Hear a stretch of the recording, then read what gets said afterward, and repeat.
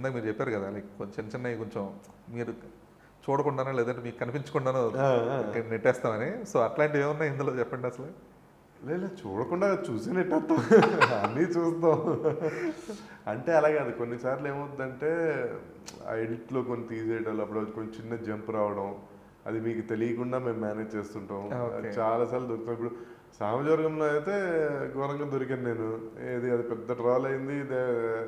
ఒకటే సీన్లో ఒకటే షాట్లో ఇటు నరేష్ గారు వెనకాల ఇద్దరు, ఇటు తిప్పితే సేమ్ ఆపోజిట్ షాట్లో ఉంటారు వాళ్ళు.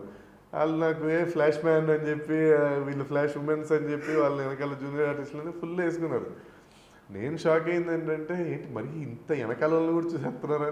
ఓకే, బట్ అది ఇంకా దానివల్ల సినిమా జనాల్లోకి వెళ్తుంది అనుకున్నాను.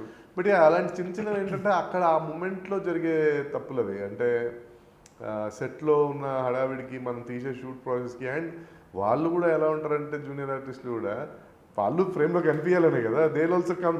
వాళ్ళకి తెలియదు కదా ఈ షార్ట్ తర్వాత ఇది పడుతుందని. ఎగ్జాక్ట్లీ. అండ్ మనం కూడా మరి లిమిటేషన్స్కి కొంతమంది పెట్టుకున్నప్పుడు అటు ఇటు మార్చుకుంటాం, అలా ఏదో జరిగింది.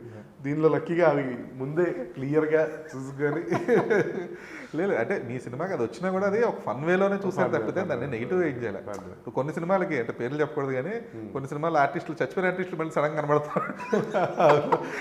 నాకు గుర్తుంది అది చూసేటప్పటికి అలా ఎలా వచ్చింది అది. ఇందులో ఏమైందంటే because of some span of the film, కొంచెం డ్యూరేషన్ మా షూటింగ్ మొదలయ్యి అండ్ రిలీజ్ టైంకి మధ్యలో కొంచెం ఇదయ్యేసరికి అందరూ హెల్త్ కాన్షియస్ అయ్యారు. సడన్గా అందరూ చిక్కారు. శ్రీకాంత్ అయ్యంగర్ గారు, సుదర్శన్, వీళ్ళందరూ సడన్గా చదవడిపోయారు. అరే ఓకే అందుకని అలా మేనేజ్ చేసాం. అలాంటివి ఉంటాయి. ఇంకా సుదర్శన్ బాగా తగ్గాడు, బాగా తగ్గాడు. నిన్న ఈవెంట్లో చూసుకో షాక్ అయ్యాను. అవును.